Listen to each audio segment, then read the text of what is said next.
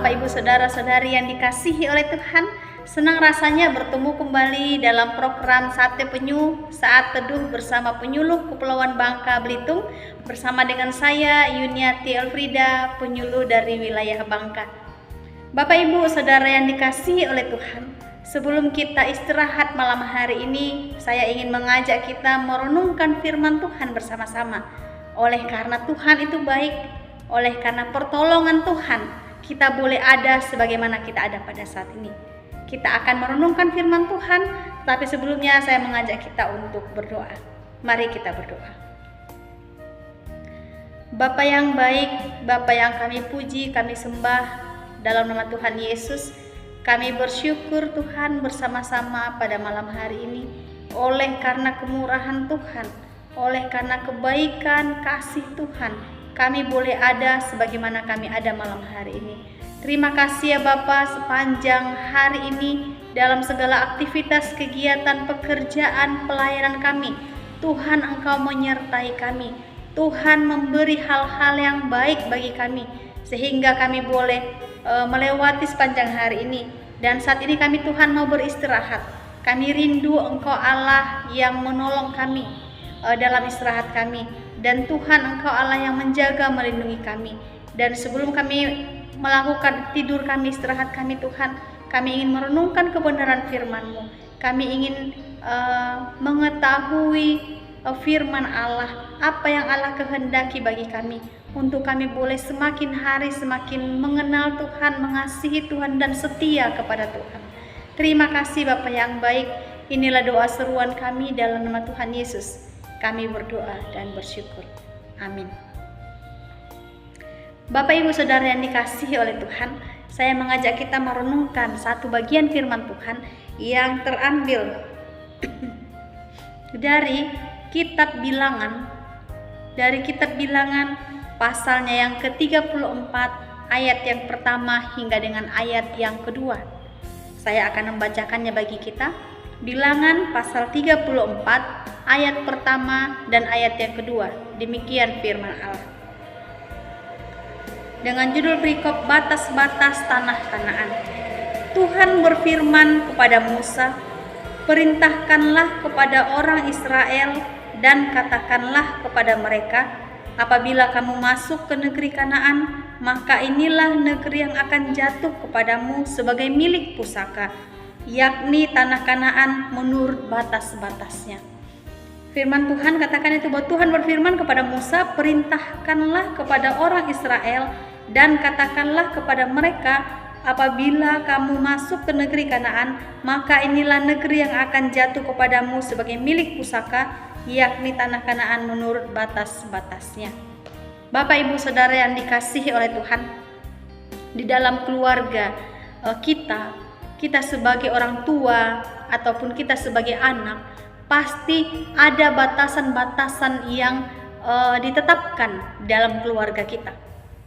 Sebagai orang tua, kita pasti memberi batasan-batasan untuk anak-anak kita.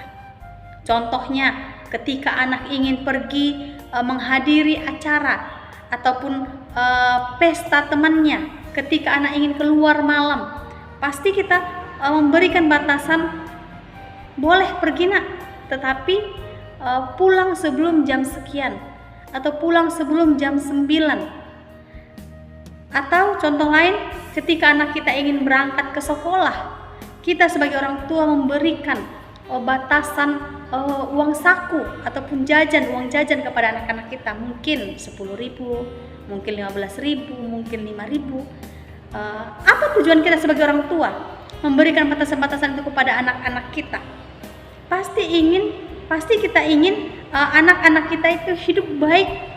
Kita orang tua ingin agar anak-anak kita itu terbentuk menjadi pribadi yang siap sukses.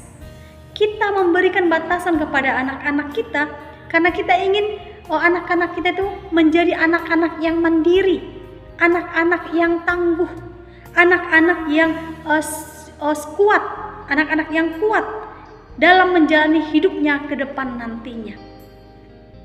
Bapak Ibu Saudara yang dikasihi oleh Tuhan, bangsa Israel ketika memasuki tanah Kanaan, Allah memberikan batasan-batasan tanah sebagai milik mereka. Allah tidak membiarkan mereka mengambil batas-batas mana yang mereka mau untuk menjadi tanah milik mereka. Tidak. Allah memberikan batasan-batasan bagi mereka. Dari sebelah timur berbatasan dengan demikian, dengan A, B, C. Dari sebelah barat berbatasan dengan ini. Dari utara berbatasan dengan ini. Allah menunjukkan batas-batas bagi mereka. Dan hanya apa yang Allah berikan itulah yang akan menjadi milik mereka. Bapak Ibu Saudara yang dikasihi oleh Tuhan Yesus, tanah Kanaan adalah tanah perjanjian. Tanah Kanaan adalah tanah yang Allah janjikan bagi bangsa Israel ketika mereka keluar dari perbudakan di Mesir. Kalau kita baca dalam Keluaran 12 ayat 40 dikatakan bahwa bangsa Israel itu menjadi budak selama 430 tahun. Dan dalam perjalanan mereka menuju tanah Kanaan dari Mesir, mereka harus menempuh 40 tahun melewati padang gurun. Kalau kita buka Alkitab kita di belakang ini ada peta.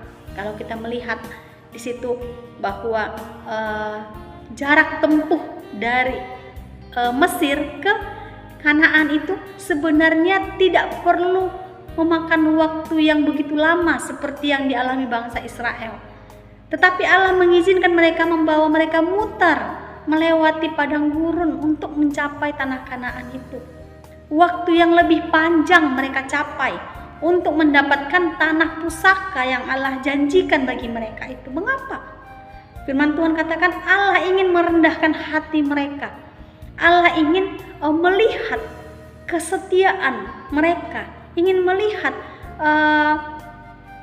kesetiaan mereka dalam mengikut Tuhan. Nah, Bapak Ibu Saudara yang dikasihi oleh Tuhan,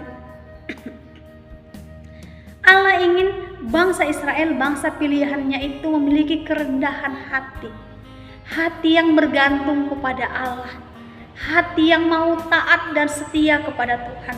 Sehingga Allah membawa mereka dalam perjalanan-perjalanan mereka. Dan Allah menyertai mereka.